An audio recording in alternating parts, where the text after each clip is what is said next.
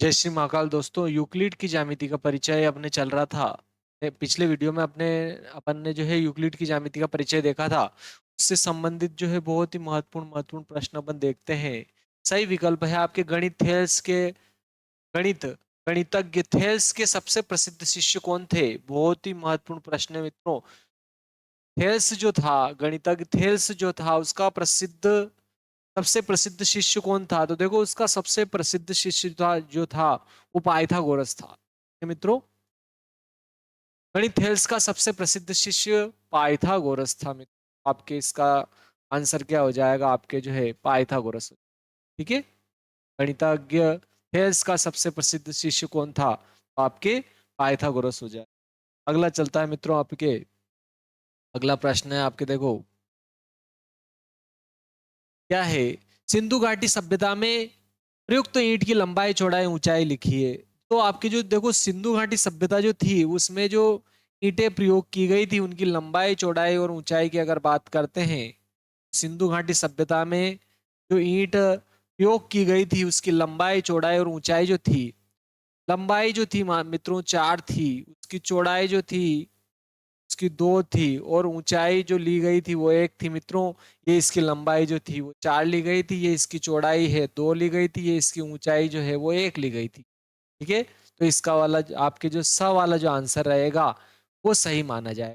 तो सिंधु घाटी सभ्यता में जो ईंट प्रयोग की गई थी, उसकी लंबाई चौड़ाई और ऊंचाई का मान 4:2:1 के अनुपात में लिया गया था। लंबाई अनुपात चौड़ाई अनुपात ऊंचाई का जो अनुपात था वो 4:2:1 लिया गया था। नेक्स्ट प्रश्न है, देखो आपके मित्रों, बहुत ही महत्वपूर्ण प्रश्न है। देखो, पिरामिड एक ऐसी ठोस आकृति है जिसका आधार निम्न में से नहीं हो सकता है। देखो, पिरामिड का आधार निम्न में से कौन सा नहीं हो सकता है। देखो मित्रों, पिरामिड इस प्रकार की आकृति होती है लगभग जो है। ठीक है मित्रों, इस प्रकार की आकृति होती है पिरामिड जो है लगभग इस प्रकार से ये आकृति ली जाती है मित्रों। ये आपके क्या है, पिरामिड है मित्रों। ठीक है, ये आपके क्या है, पिरामिड इस प्रकार से होता है। तो देखो, ये इसका आधार है। तो देखो, आधार आप त्रिभुजाकार भी लोगे तो भी पिरामिड टिक जाएगा, पंचभुज लोगे, वर्ग लोगे तो भी टिक जाएगा। लेकिन अगर आप रेखा लोगे तो किस प्रकार टिकेगा। तो देखो, आपके क्या हो जाएगा इसमें, पिरामिड एक ऐसी ठोस आकृति है होती है जिसका आधार निम्न में से नहीं हो सकता है। तो एक रेखा नहीं हो सकता, इनमें से कौन सा नहीं हो सकता है, तो आपके रेखा नहीं हो सकता है मित्रों। अगला चलते हैं अपन प्रश्न। पिरामिड का जो आधार है, आप एक रेखा नहीं ले सकते हो। देखो, यूक्लिड ने अपनी प्रसिद्ध कृति जो थी, यूक्लिड की बहुत ही प्रसिद्ध कृति कौन सी थी, तो एलिमेंट्स थी। ठीक है मित्रों, एलिमेंट्स थी। और इसने एलिमेंट्स को कितने अध्यायों में विभाजित किया था, तो 13 अध्यायों में इसने विभाजित किया था। अपने प्रसिद्ध कृति एलिमेंट्स को 13 अध्यायों में इसने क्या किया था, विभाजित किया। ठीक है, नेक्स्ट चलते हैं अपन। इसका बहुत ही महत्वपूर्ण प्रश्न मित्रों, यूक्लिड है मित्रों। तो देखो, यूक्लिड यूनानी है और वो मिस्रवासी है मित्रों। ठीक है, यूक्लिड यूनानी है और वो क्या है मित्रों, मिस्रवासी है। ठीक है, तो आपके सही कथन आ जाए, मिस्रवासी है। यूक्लिड यूनानी है और वो मिस्रवासी है। अगला प्रश्न आ जाएगा, देखो आपके, रिक्त स्थानों की पूर्ति कीजिए। देखो क्या कह रहा है, अपने रिक्त स्थानों की पूर्ति प्रथम आपके आता है। देखो, वे वस्तुएं जो परस्पर संपाती हो, एक दूसरे की होती है। देखो, एक वस्तु ये है, एक वस्तु ये है और एक वस्तु ये है। यह आपके क्या है, संपाती है मित्रों। मतलब एक दूसरे को पूरा पूरा ढक लेती है। तो वे वस्तुएं जो परस्पर संपाती हो, एक दूसरे क्या होती है, बराबर होती है मित्रों। एक दूसरे के क्या होती है, बराबर बराबर होती है। वे वस्तुएं जो परस्पर संपाती हो, एक दूसरे के बराबर होती है और पूर्ण अपने भाग से। देखो, ये मान लिया जाए कि ये पूर्ण है। ठीक है, ये पूर्ण है और ये इसका भाग है। मान लो ये 3 भागों से मिलकर बना है। तो पूर्ण अपने भाग से क्या होता है मित्रों, बड़ा होता है। पूर्ण अपने भाग से क्या होता है मित्रों, बड़ा होता है। मान लिया जाए कि इन तीनों भागों को जोड़ोगे तो ये पूर्ण बन जाएगा। तो ये पूर्ण क्या है, अपने कोई से भी एक भाग से तो बड़ा ही होगा। तो पूर्ण अपने भाग से बड़ा होता है मित्रों। अगला चलते हैं, देखिए देखते देखिए, एक रिक्त स्थान वह है जिसकी केवल लंबाई और चौड़ाई होती है। देखो आपके जो तल लोगे ना मित्रों, आप जैसे कागज लिया तो वो एक तल है, ठीक है मित्रों, कागज लिया तो वो एक तल हो गया आपके। तो तल क्या होगा मित्रों, जिसकी केवल लंबाई होगी और चौड़ाई होगी। तो क्या आ जाएगा इसमें, एक पृष्ठ वह है जिसकी केवल लंबाई और चौड़ाई होती है, तो पृष्ठ भी कह सकते हो, ठीक है। पृष्ठों की संख्या कहते हैं ना अपन कागज जो। एक रेखा के सिरे होते हैं, तो देखो एक रेखा के सिरे क्या होते हैं मित्रों, बिंदु होते हैं, ठीक है। एक रेखा के सिरे क्या होते हैं, बिंदु। एक रेखा के सिरे क्या होते हैं, बिंदु होते हैं। पृष्ठों की परिसीमाएं होती है। देखो पृष्ठ, जैसे कागज क्या है, पृष्ठ है आपके, तो उसकी पृष्ठों की परिसीमाएं क्या होती है, रेखाएं होती है। सिंपल सी बात है, पृष्ठों की परिसीमाएं रेखा, रेखा होती है, ठीक है मित्रों, रेखा होती है। अगला आता है, एक शांत रेखा को रूप से बढ़ाया जाता है। तो देखो ये एक शांत रेखा है, इसको अपरिमित रूप से इधर भी बढ़ा सकते हैं, इधर भी बढ़ा सकते हैं। तो ध्यान रखना, एक शांत रेखा को अपरिमित रूप से,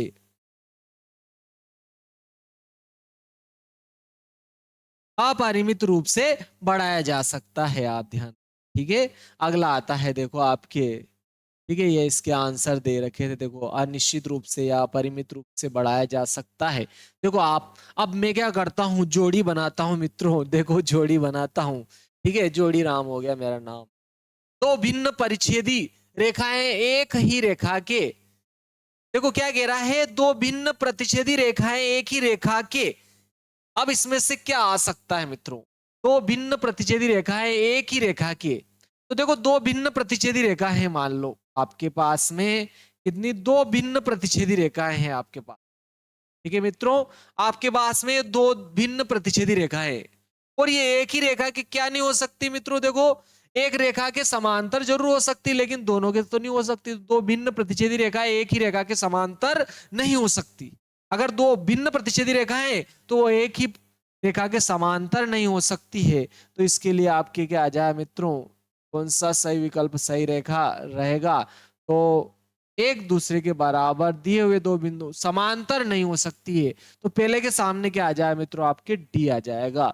अगला आता है, देखो दूसरा, एक शांत रेखा को, ठीक है, एक शांत रेखा को,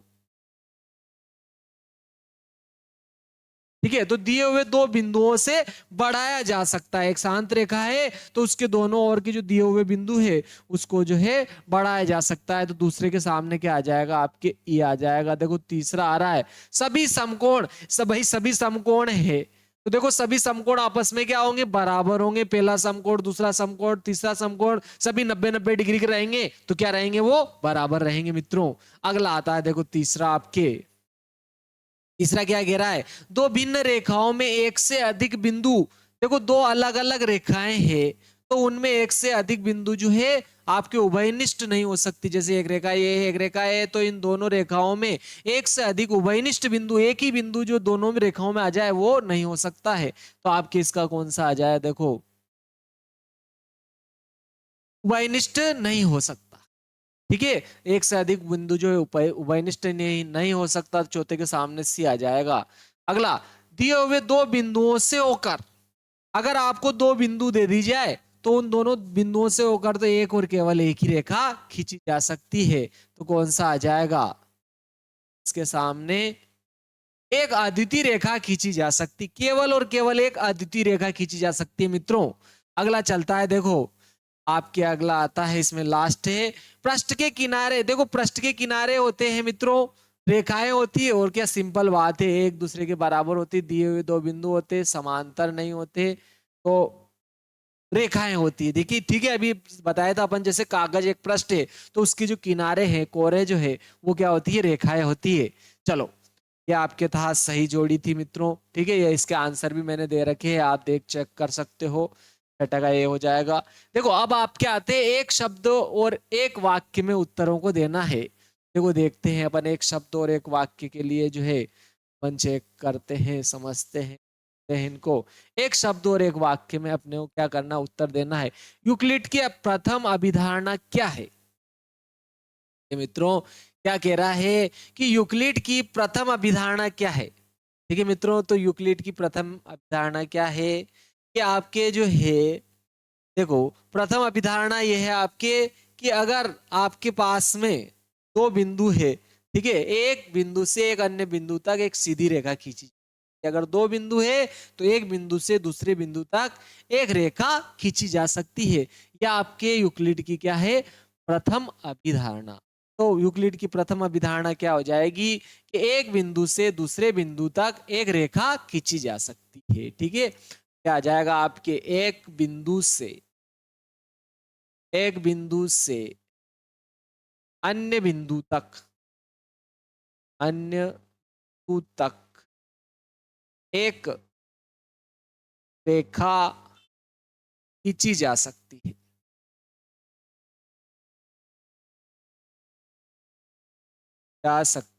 तो आप ये ध्यान रखना कि एक बिंदु से दूसरे बिंदु तक एक रेखा खींची जा सकती है।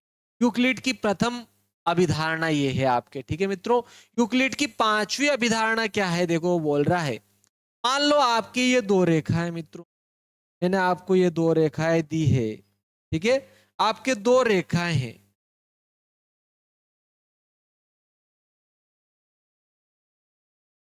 ठीक है मित्रों, दो रेखाएं अपने पास में, मान लिया जाए कि अपने को दो रेखाएं हैं अपने पास में। ठीक है मित्रों, अपने पास में क्या है, दो रेखाएं हैं।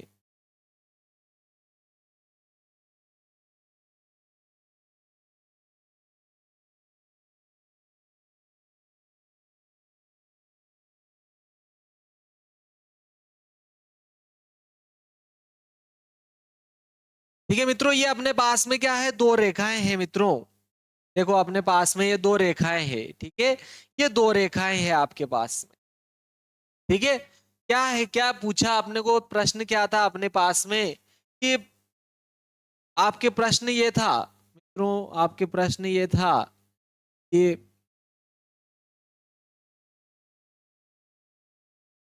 यूक्लिड की पांचवी अभिधारणा लिखिए। तो आपकी यूक्लिड की पांचवी अभिधारणा अपन देखते हैं। पांचवी अभिधारणा क्या है, देखो यूक्लिड की आपके पांचवी अभिधारणा क्या है कि अगर ये दो रेखाएं हैं, ठीक है, और इन दो रेखाओं पर एक तीसरी रेखा अगर गिरती है, ये मान लिया जाए कि तीसरी रेखा गिरी, तो इन दोनों रेखाओं के एक ही ओर के कोणों को, देखो ये दो कोण है, मान लिया ये पहला कोण है और ये दूसरा कोण है, और इधर देखो मित्रों, अगर इधर भी अपन देखते हैं दोनों कोण, ये आपके मान लिया जाए कि तीसरा कोण है और ये तीसरा कोण है, और ये वाला जो है आपके कौन सा कोण है, चौथा कोण है। तो देखो इधर भी इन दोनों कोणों को अगर जोड़ूंगा मैं, कोण एक और कोण दो को जोड़ता हूं, और इधर भी क्या करता हूं मैं, कोण दो तीन और कोण चार को जोड़ता हूं।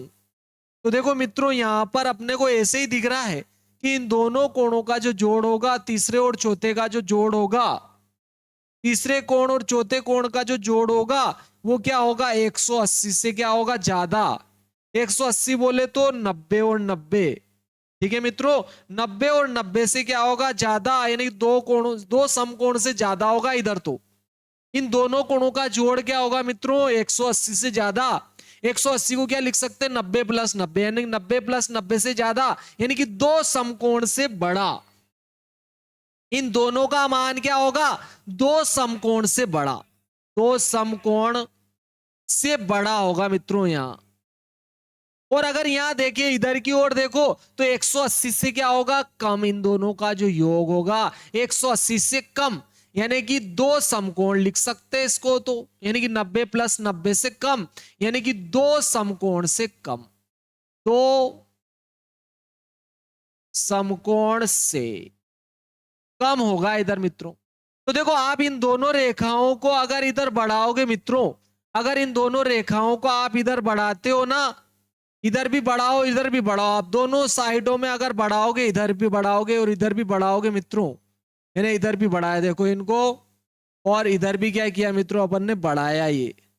ठीक है, और इधर भी आप बढ़ाओ इन दोनों रेखाओं को, अगर इधर भी अपन बढ़ाएंगे तो देखो मित्रों, इधर तो क्या हो रही है, ये दूर दूर जा रही है। इधर तो क्या दोनों रेखाएं दूर दूर जा रही है, और इधर क्या आएगी मित्रों, आगे बढ़ाने पर कहीं ना कहीं जरूर मिलेगी, देखो इस बिंदु पर मिल रही है।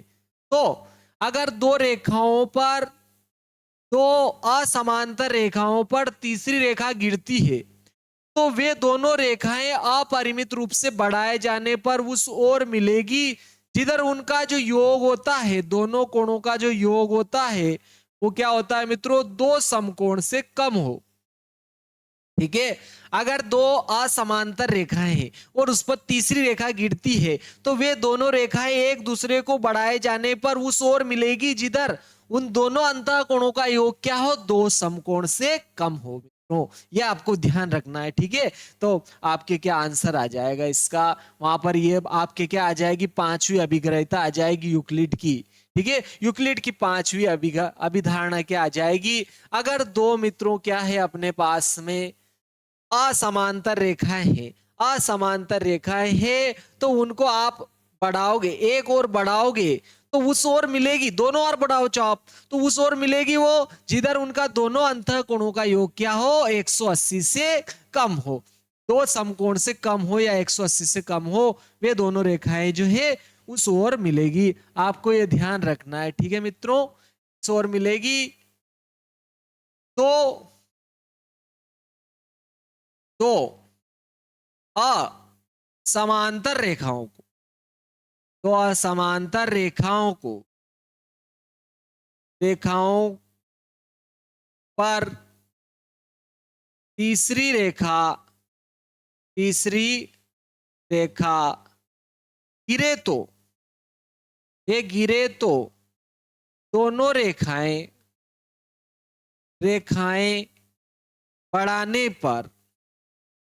बढ़ाने पर उस और मिलती है, उस और मिलती है जिस और दोनों अंतःकोणों का योग, दोनों अंतःकोणों का योग, कोणों का योग दो समकोण, ठीक है, दो समकोण, ठीक है, दो समकोण या 180 डिग्री से कम हो, या 180 डिग्री से कम हो। ठीक है, दोनों कोणों का योग जो है ये कम होता है, उसी ओर मिलेगी इधर उनके दोनों अंतःकोणों का योग क्या होता है मित्रों, दो समकोण से क्या हो, कम होता है।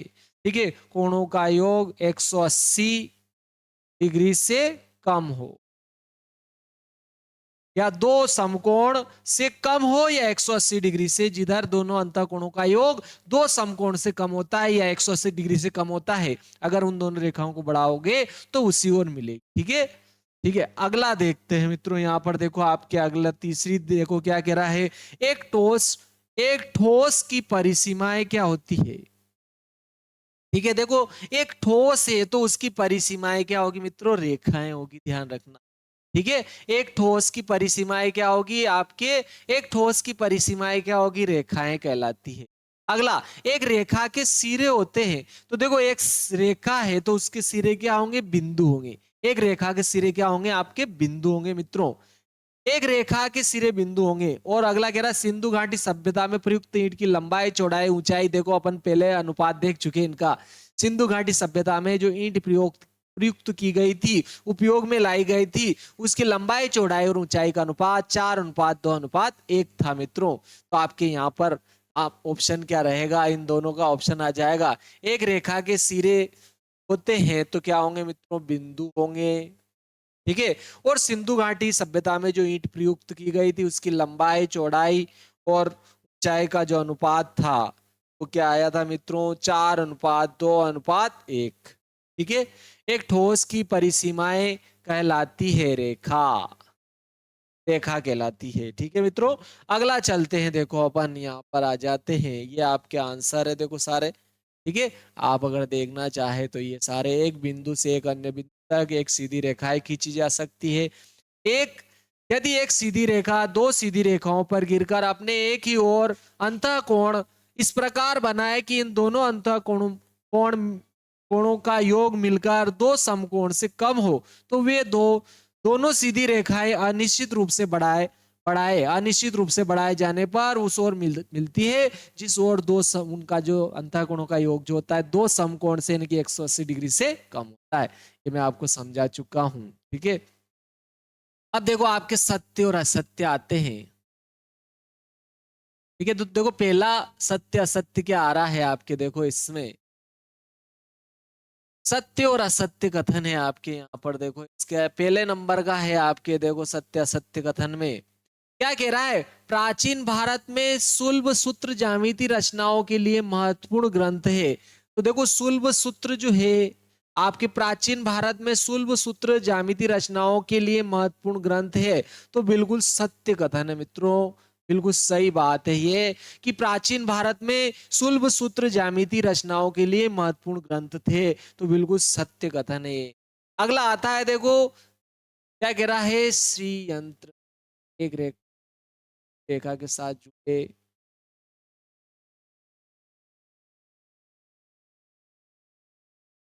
करनी सत्य कथन है मित्रों ये। ठीक है, यंत्र में क्या पता है, इसका कुछ पता नहीं चल रहा है मित्रों, इसको समझ में नहीं आ रहा है। ठीक है, ये समझ में नहीं आ रहा है। एक ठोस की तीन विमाएं होती है, एक ठोस की तीन विमाएं होती है, एक ठोस की तीन विमाएं होती है। ठीक है, ये एक ठोस की तीन विमाएं होती है। तो मित्रों एक ठोस की विमाएं होती है, ऐसा आता है। ठोस की तीन विमाएं होती है, बिल्कुल सही मित्रों। देखो लंबाई चौड़ाई ऊंचाई तीन विमाएं हो जाएगी, तो बिल्कुल ये भी आपके क्या हो जाएगा, सत्य हो जाएगा। एक पृष्ठ की एक विमा होती, हाँ किनारा तो एक ही होता है मित्रों। नहीं नहीं नहीं, एक पृष्ठ की एक विमा होती है क्या, नहीं नहीं, अभी अपन ने कहा यहाँ तीन विमाएं होती है, यहाँ कह रहा है एक विमा होती है, तो ये क्या हो जाएगा आपका चौथा असत्य हो जाएगा मित्रों। पांचवा आता है, एक रेखा में दो विमाएं होती है। तो देखो एक रेखा है अगर उसमें दो विमाएं कहाँ होगी, केवल उसकी तो लंबाई अपन कंसीडर करते हैं मित्रों। ठीक है, केवल लंबाई रहेगी, चौड़ाई तो उसमें हो गई नहीं, ना ऊंचाई होगी मित्रों, केवल लंबाई रहेगी। एक रेखा जो है एक बिंदु में कोई विमा नहीं होती, बिल्कुल सत्य मित्रों ये। एक बिंदु जो होता है उसमें ना तो लंबाई होती है, ना चौड़ाई होती है, ना ऊंचाई होती है। तो बिंदु जो होता है वो विमा रहित माना जाता है मित्रों। अगला चलते हैं, सत्य कथन है। ठीक है, ये आपके क्या है, सत्य है। एक रेखा में दो विमाएं होती है, यह आपकी क्या है, असत्य कथन है। ठीक है, चलो नेक्स्ट चलते हैं इसी का। देखो एक बिंदु से होकर केवल एक ही रेखा खींची जा सकती है क्या, सही कह रहा है क्या, एक बिंदु से होकर केवल एक ही रेखा खींची जा सकती है मित्रों, ये ऐसी कह रहा है बात वो। सत्य कह रहा है कि असत्य कह रहा है, देखो बिंदु देख लेते, ये बिंदु है साफ, इससे क्या एक ही रेखा खींच सकता हूं क्या मैं, देखो ये भी तो रेखा खींच सकता हूं मैं, ये भी तो रेखा खींच सकता हूँ, ये भी रेखा खींच सकता हूँ, ये भी रेखा खींच सकता हूँ। तो एक बिंदु से होकर केवल एक ही रेखा खींची जा सकती है क्या, तो ये आपके क्या होगा मित्रों, असत्य कथन होगा। ये सत्य नहीं होगा, आपको ये ध्यान रखना है, असत्य कथन है। ठीक है, दो भिन्न बिंदुओं से होकर जाने वाली असंख्य रेखाएं होती है क्या मित्रों, ये दो भिन्न बिंदु है साफ अलग अलग। तो इससे तो केवल यही रेखा होगी क्या, ये रेखा इससे जा रही कि नहीं जा रही। अगर आप ये खींच दोगे तो इससे जाएगी, इससे नहीं जाएगी। ये रेखा खींचोगे तो इससे जाएगी, तो इससे नहीं जाएगी। अगर ये रेखा खींचोगे आप, देखो ये इससे चली जाएगी, इससे नहीं जाएगी। तो केवल आपके दो भिन्न बिंदुओं से होकर जाने वाली असंख्य रेखा, तो भिन्न बिंदुओं से होकर जाने वाली असंख्य रेखाएं है क्या, नहीं है, केवल एक ही रेखा है। तो यह भी कथन आपके क्या हो जाएगा, असत्य। अगर दो भिन्न बिंदुओं से तो केवल एक ही रेखा जा सकती है मित्रों। यदि दो वृत्त बराबर है तो उनकी त्रिज्याएं बराबर होती है, बिल्कुल सही कह रहा है। अगर दो वृत्त बराबर है तो उनकी त्रिज्याएं भी क्या होगी मित्रों, बराबर होगी। ये क्या हो जाएगा, आपके सत्य हो जाएगा। ठीक है, अगला, एक शांत रेखा दोनों ओर अनिश्चित रूप से बढ़ाई जा सकती है। हाँ भाई, शांत हो रही है, वो पहले से ही खत्म हुई है। ठीक है, ये शांत रेखा है, तो ये दोनों ओर अनिश्चित रूप से बढ़ाई जा सकती है। ठीक है, ए बी बराबर पी क्यू है और पी क्यू बराबर एक्स वाई है। देखो क्या कहा इसने, बहुत ही प्यारी बात कही है इसने। देख लेते हैं बीच बात के। देखो वो क्या कह रहा है कि दो आपके रेखाएं हैं, ए बी पी क्यू के बराबर है साहब, ये ए बी रेखा है, देखो ये ए बी। ठीक है, और ये किसके बराबर है, आपके पी क्यू के बराबर है। मतलब ये दोनों क्या हो गई, बराबर। और पी क्यू किसके बराबर है, एक्स वाई के। क्या आपकी पी क्यू किसके बराबर है, ये पी क्यू जो है एक्स वाई के बराबर है। तो वो बोल रहा है कि ए बी और एक्स वाई भी बराबर होगी। बिल्कुल सही कह रहा, सत्य है भाई, ये सत्य है। ठीक है भाई, तीन मित्र की बात कर रहा हो, ये दोनों मित्र बराबर है, ये दोनों मित्र बराबर है, तो ये दोनों मित्र भी बराबर होंगे। ए बी पी क्यू के बराबर, पी क्यू एक्स वाई के बराबर, तो ए बी और एक्स वाई भी क्या होंगे, बराबर होंगे। सत्य कथन है भाई। चलो अगला देखते हैं। देखिए ठीक है, ये आंसर भी दिए हुए हैं मित्रों।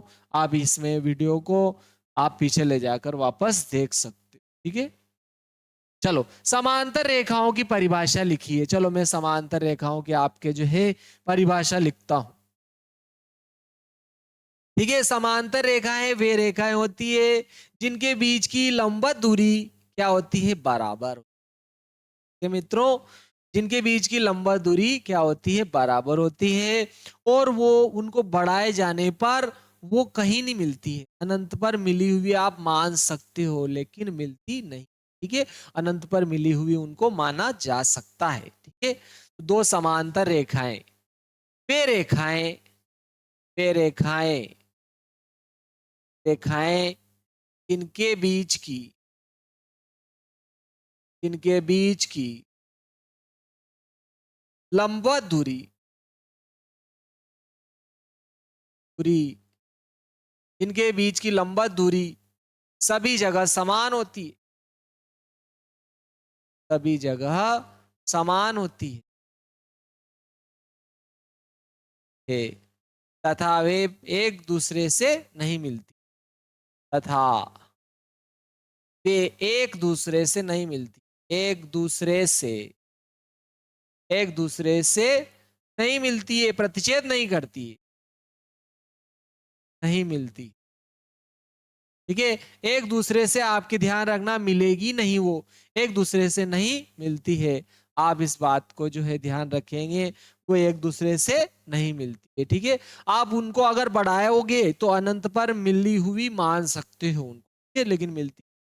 लंब रेखाएं वे रेखाएं, देखो जैसे कि एक रेखा ये है, एक रेखा ये है, अगर इनके बीच का कोण देखो समकोण होता है तो इन्हें क्या कहते हैं, लंब रेखाएं।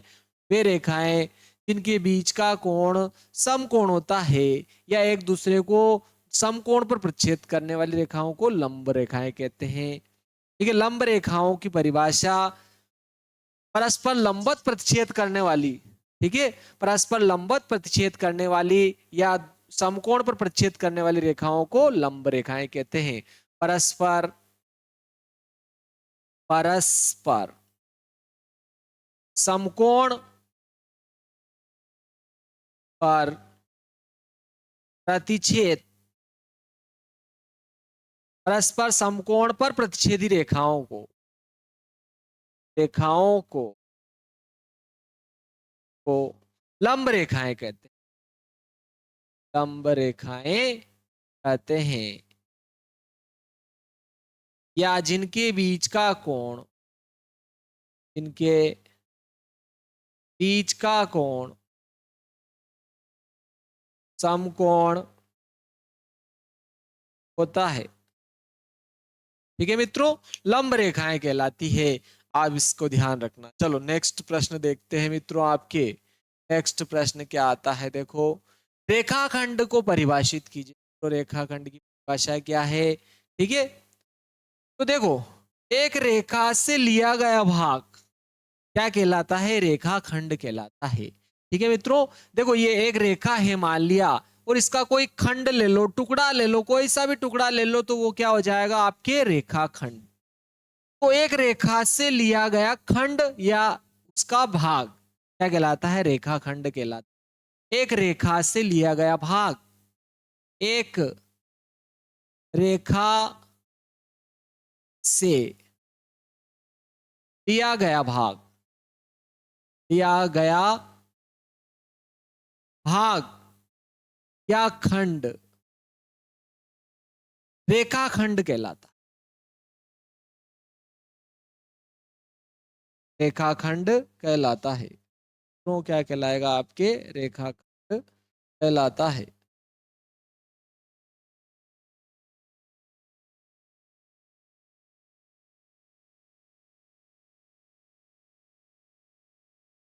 ठीक है, कोई भी रेखा का आप भाग ले लोगे या आपने उसका कोई खंड ले लिया तो रेखा खंड कहलाए। तो अगला आ जाता है, देखो आपके वृत्त की त्रिज्या को परिभाषित कीजिए भाई। अपने को वृत्त की त्रिज्या को परिभाषित करना है, क्या हो जाएगी वृत्त की त्रिज्या, बोलो मित्रों। देखो ये वृत्त है मान लो, और ये इसका क्या है मित्रों, केंद्र है। तो वृत्त के केंद्र को आप परिधि के किसी भी बिंदु से मिलाओगे तो वो क्या होगी, उसकी त्रिज्या मित्र क्या हो जाएगा, त्रिज्या हो जाएगी। ठीक है, वृत्त की त्रिज्या को परिभाषित कीजिए। तो वृत्त के केंद्र और परिधि के किसी बिंदु के बीच की दूरी, वृत्त के केंद्र और वृत्त की परिधि के किसी बिंदु के बीच की दूरी क्या कहलाती है, वृत्त की त्रिज्या। ठीक है, वृत्त के केंद्र और परिधि के बिंदु को मिलाने वाली रेखा वृत्त की त्रिज्या कहलाएगी। ठीक है, वृत्त के केंद्र, वृत्त के केंद्र तथा परिधि के किसी बिंदु को मिलाने वाली रेखा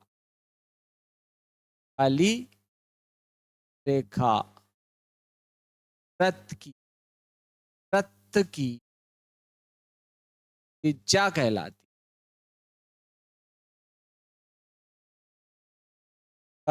है। वृत्त की क्या कहलाती है मित्रों, त्रिज्या कहलाती है। वृत्त का केंद्र और उसके परिधि का कोई बिंदु लो आप और उनको मिला दो आप, तो वो क्या कहलाएगी, वृत्त की त्रिज्या कहलाएगी मित्रों। चलो नेक्स्ट प्रश्न देखते हैं अपन। वर्ग को परिभाषित कीजिए। अपन वर्ग को परिभाषित कर, वर्ग की परिभाषा क्या है, चलो अपन वर्ग को परिभाषित यहाँ करते हैं मित्रों। वर्ग को परिभाषित करते, तो वर्ग की परिभाषा करते हैं। देखो ये आपके वर्ग हो गया मित्रों। ठीक है, ये क्या हो गया आपके वर्ग, जिसका प्रत्येक कोण क्या हो, समकोण हो और सारी भुजाएं क्या हो मित्रों, बराबर हो। ठीक है, वैसे आकृति को, ऐसे चतुर्भुज को क्या कहेंगे अपन, वर्ग। ऐसा चतुर्भुज जिसकी सभी भुजाएं बराबर और प्रत्येक कोण समकोण हो, वर्ग कहलाता। ऐसा चतुर्भुज, ऐसा चतुर्भुज जिसकी चारों भुजाएं, चारों भुजाएं चारों भुजाएं बराबर बराबर तथा प्रत्येक कोण समकोण। ठीक है, ऐसा चतुर्भुज जिसकी चारों भुजाएं बराबर तथा प्रत्येक कोण समकोण हो। ठीक है, क्या कहलाएगा मित्रों, वर्ग कहलाएगा। ठीक है मित्रों, वर्ग कहलाएगा।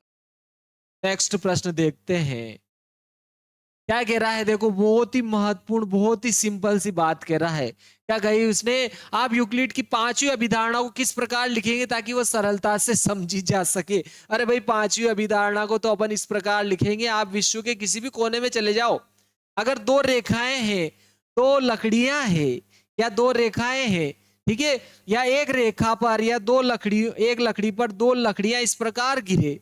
ठीक है, मान लिया जाए कि दो रेखाएं हैं या लकड़ियां हैं। ठीक है, बहुत ही सरल तरीके से अपन इसको समझ सकते हैं। ये दो रेखाएं हैं या दो लकड़ियां हैं, ये एक लकड़ी पर गिर रही है। आप ये एक लकड़ी पर दो लकड़ियां गिर रही है, तो ये इन दोनों को आप अगर बढ़ाओगे ना तो ये उस ओर मिलेगी जिस ओर इनके एक ही ओर के अंतःकोणों का योग कितना हो, बोलो, दो समकोण से क्या हो मित्रों, कम हो। तो उधर बढ़ाए जाने पर ये एक दूसरे से क्या होगी मित्रों, मिलेगी। ठीक है, तो ये तो विश्व की सभी वस्तुओं के लिए सत्य हो जाएगा। तो इस प्रकार से अपन इसको सरलता से समझ सकते हैं। एक रेखा पर अगर दो रेखाएं इस प्रकार गिरे, ठीक है, इस प्रकार गिरे कि उनके एक ही ओर के, जिस ओर उनके एक ही ओर के दो अंतःकोणों का योग दो समकोण से यानी कि 180 डिग्री से कम हो, एक दूसरे को बढ़ाए जाने पर वे उस ओर मिलेगी। ठीक है मित्रों, तो यह आ जाएगा आपके एक रेखा पर दो रेखाएं गिरे तो दोनों रेखाओं को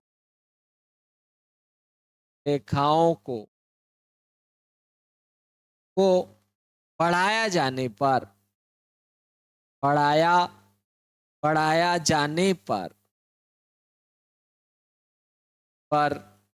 वे उस ओर मिलती है वे उस ओर मिलती है मित्रों, वे उस ओर मिलती है जिस ओर दोनों अंतःकोणों का योग दो समकोण से कम हो, दो समकोण या 180 डिग्री से कम हो। ठीक है मित्रों, दोनों रेखाएं उस ओर मिलेगी जिस ओर दोनों अंतःकोणों का योग क्या हो मित्रों, दो समकोण से या 180 डिग्री से क्या हो, कम हो। चलो अगला प्रश्न देखते हैं मित्रों। अपन इसमें अगला प्रश्न क्या आता है आपके, बहुत ही महत्वपूर्ण प्रश्न है आपके मित्र। यहाँ पर देखो, ये सिद्ध कीजिए कि एक रेखाखंड का एक और केवल एक ही मध्य बिंदु होता है। ठीक है, अपने को ये सिद्ध करना है कि अगर एक रेखाखंड है तो उसका केवल एक ही मध्य बिंदु होता है। ठीक है मित्रों, तो अपन ने मान लिया ये एक रेखाखंड है। ठीक है मित्रों, ये क्या है, ए बी एक रेखाखंड है। ए बी एक रेखाखंड है और इसका मध्य बिंदु क्या है मित्रों, सी है। ठीक है, अपन ने मान लिया, सिद्ध करना है अपने को कि एक रेखाखंड का केवल एक ही मध्य बिंदु होता है, सी। ठीक है, तो अपन ने माना कि रेखाखंड ए बी का मध्य बिंदु सी है। ठीक है, अपन ने मान लिया कि एक रेखाखंड ए बी का मध्य बिंदु क्या है, सी है। ठीक है, और अपन ने कि इसका एक और अन्य मध्य बिंदु है और वो क्या है, सी डैश है। ठीक है, माना कि एक रेखाखंड ए बी का मध्य बिंदु सी है। ठीक है, ये अपन ने क्या कर लिया मित्रों, मान लिया अपन ने कि एक रेखाखंड है और इसका एक मध्य बिंदु है।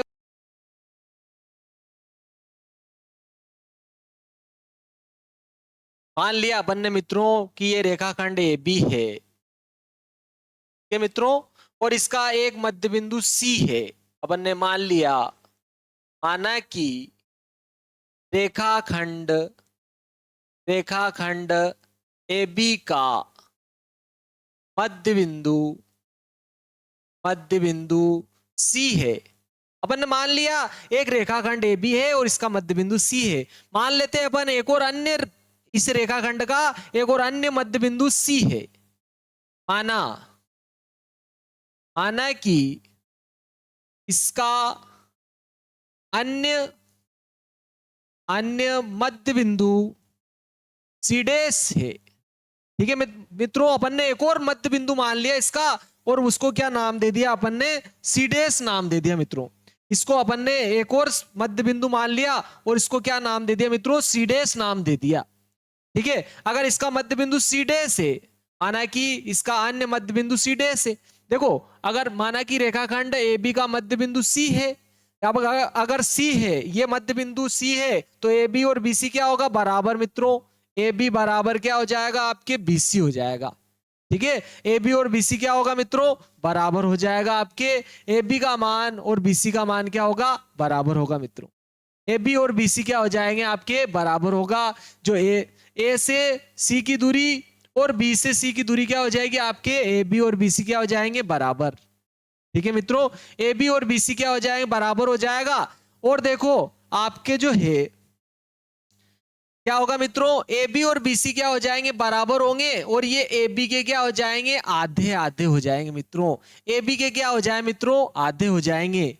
तो अपन यहां पर केवल इतना सा ही लिख देते हैं मित्रों यहां पर कि ए बी जो होगा, ये एसी का मान जो होगा, अपन एसी का मान लिख देते केवल।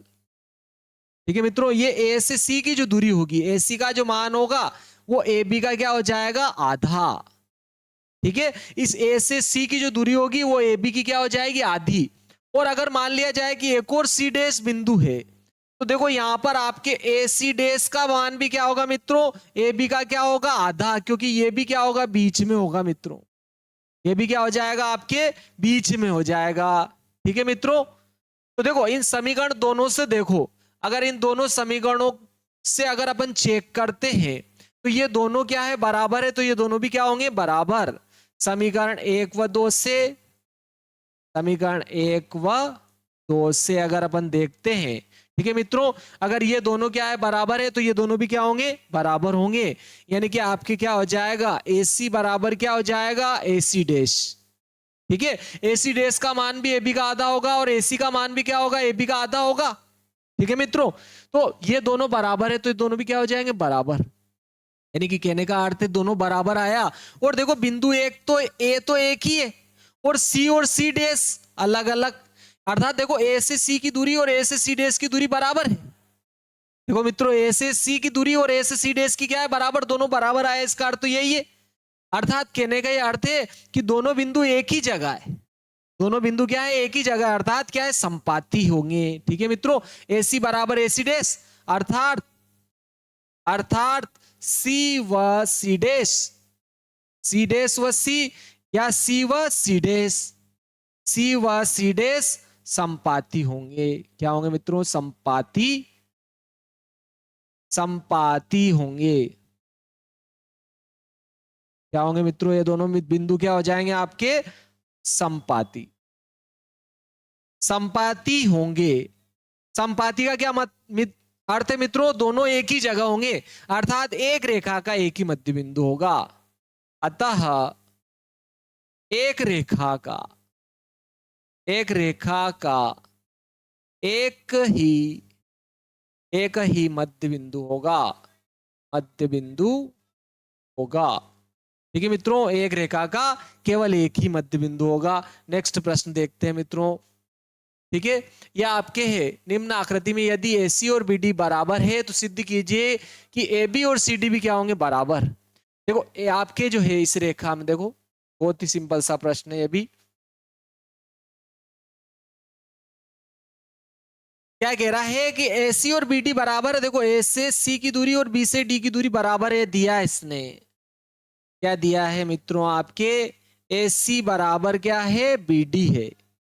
और ये अपने को सिद्ध करना है कि AC और CD भी, AB और CD, ये AB और CD भी बराबर होंगे, ये सिद्ध करना है अपने को। AC और BD बराबर है और AB और CD भी क्या होंगे, बराबर है। देखो मित्रों, ये BC दोनों में कॉमन आ रहा है। देखो AC में भी कौन आ रहा है, BC, और BD में भी कौन आ रहा है, आपके BC। तो मैं दोनों पक्षों में से BC को क्या कर रहा हूं, घटा रहा हूं। ठीक है मित्रों, दोनों पक्षों में से, दोनों पक्षों में से BC घटाने पर, ठीक है, घटाने पर देखो AC में से भी, AC में से भी अपन ने BC घटा दिया और BD में से भी क्या घटाया अपन ने, BC। तो देखो AC में से, इस AC में से अगर BC घटाऊंगा तो क्या बच जाए मित्रों, AB बच जाएगा। और इधर BD में से BC घटाओ, देखो BD में से BC घटाएंगे तो क्या बचेगा, CD। और यही तो अपने को सिद्ध करना था, यही सिद्ध करना था, यही सिद्ध करना था। ठीक है मित्रों, यही आपके क्या करना था, सिद्ध करना था।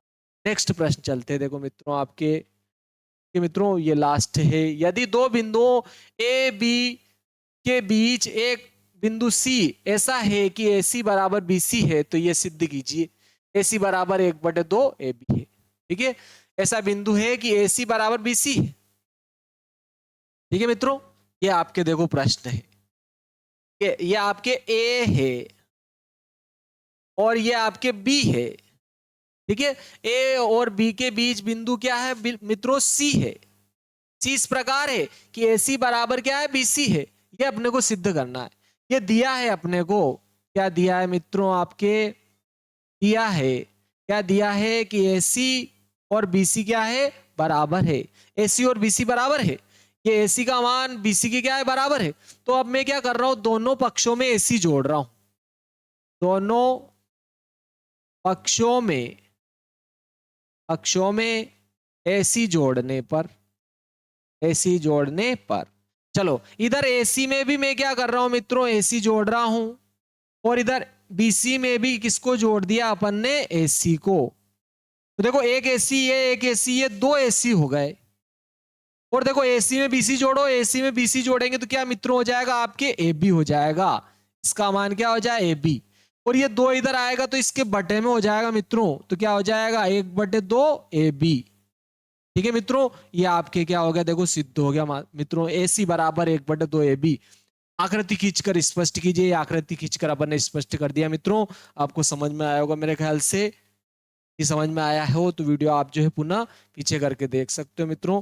ये आपके खत्म हो गया है। जय श्री महाकाल दोस्तों, वीडियो को लाइक भी करें, शेयर भी करें और सब्सक्राइब भी करें, और बेल आइकन को जरूर दबाएं मित्रों, ताकि आने वाले नए नए लेटेस्ट वीडियो आप तक पहुंचते रहे। जय श्री महाकाल।